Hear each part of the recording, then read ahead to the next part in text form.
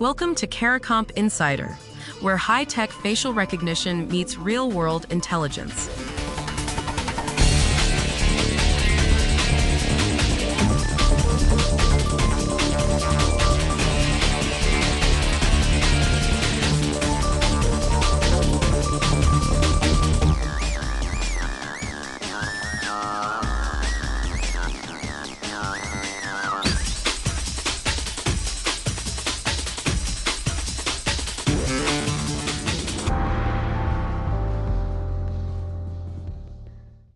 That 3-second selfie your bank made you take?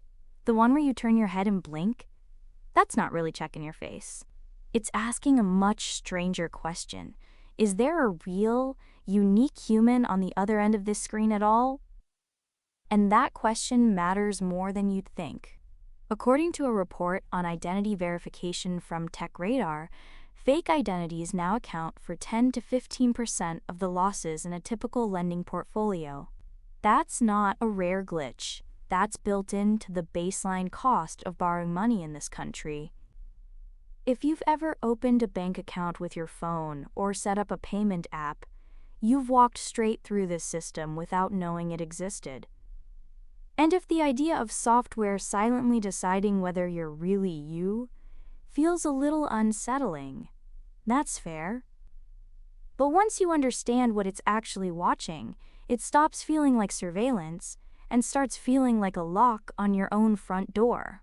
So how does a computer decide you're a real person? Start with what most people believe.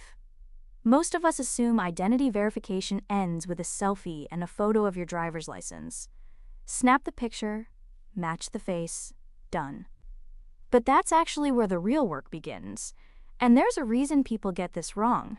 The selfie is the part you can see. The rest happens invisibly. The problem with the old approach is that it asks the wrong question. A document check asks, is this ID real? A good fake ID answers that question perfectly. It passes the facial match. It passes the text scan. Fraudsters build these fakes specifically to sail through document checks. So checking the document harder doesn't help. You're just getting a better answer to a broken question. The new question is different. Not, is this ID real? But, is there a genuine, one-of-a-kind human behind this transaction? And that's much harder to fake. Because a fake person leaves gaps everywhere, except the document. So the system looks at what's called your digital footprint. Does your email address have a real history, or was it created 20 minutes ago? Do your social accounts show years of messy, genuine activity? Does your phone number behave like a phone number that belongs to an actual life? A forger can build one convincing ID. Building a decade of believable digital existence for thousands of fake people at once, that doesn't scale. Now, the selfie itself does one specific job. It's called liveness detection.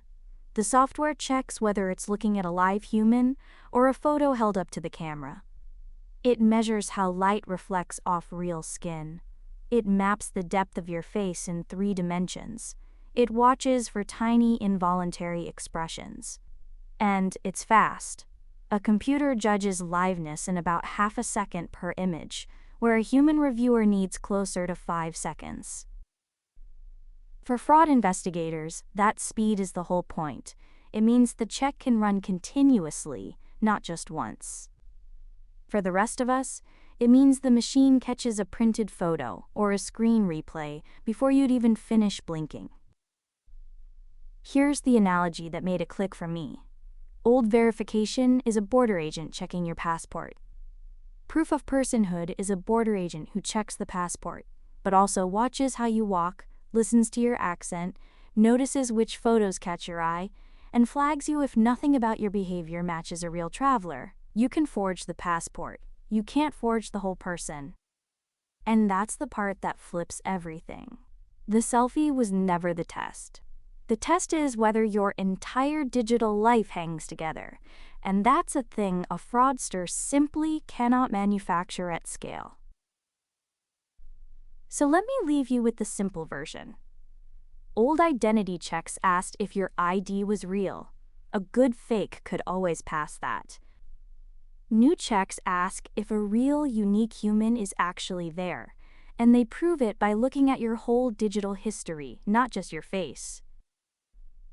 That annoying selfie isn't the whole story. It's just the doorbell.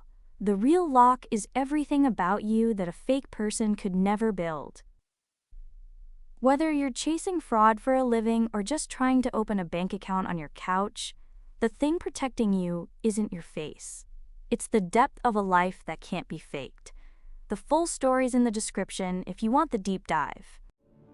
Now you know something most people in this industry don't. Use it.